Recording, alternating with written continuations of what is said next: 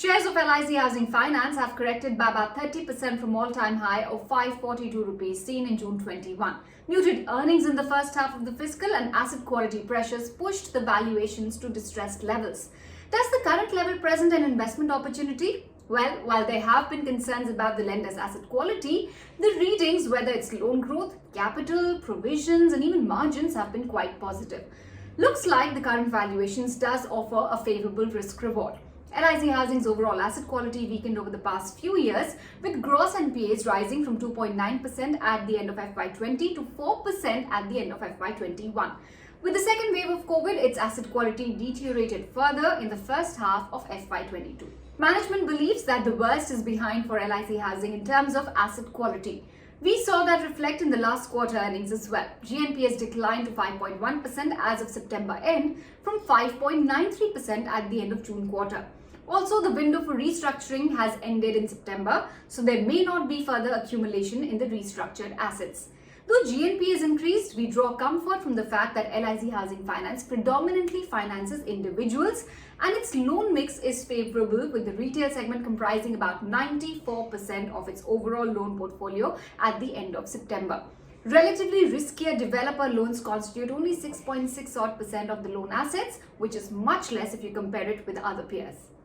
LIC Housing Finance's provision for NPAs increased sharply from 33.5% at June end to 43% at the end of September. The regulatory requirement of 10% provision on restructured assets also led to elevated credit costs during H1 FY22. While the provision coverage on stage 3 assets improved sharply, LIC Housing's provision on standard assets is negligible and COVID-related provisions stood at a mere 314 crores. LIC Housing's performance has been steady, with loan growth of about 10 to 15% and margins sustained in a narrow range for many years now.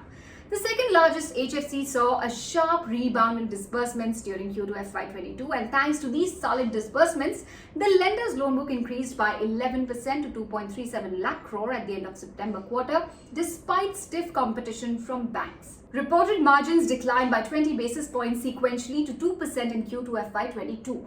While the spreads improved due to fall in incremental funding cost, interest reversal on the restructured book led to fall in margins and subdued growth in net interest income in the quarter gone by.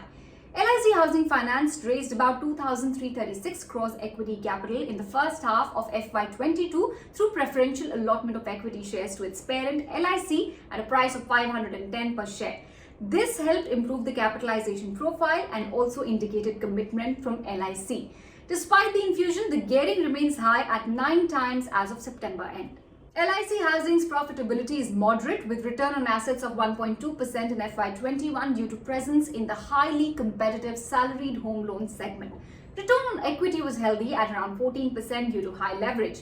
However, profitability in the first half of FY22 fell significantly due to the high provisioning. Going forward, profitability is set to improve with fall in credit costs and provisions as asset quality stabilizes. LIC Housing stock, if we look at the valuation picture, it's currently trading close to its 52-week low price. At the current market price, it is trading about 0.8 times FY23 estimated book value, even below its trailing FY21 book value. Given its healthy return ratios, strong parentage and sectoral tailwinds, LIC Housing, we believe, should command a valuation of at least 1 time its forward book value. We see the stock getting re-rated gradually, and therefore we believe long-term investors should accumulate the stock.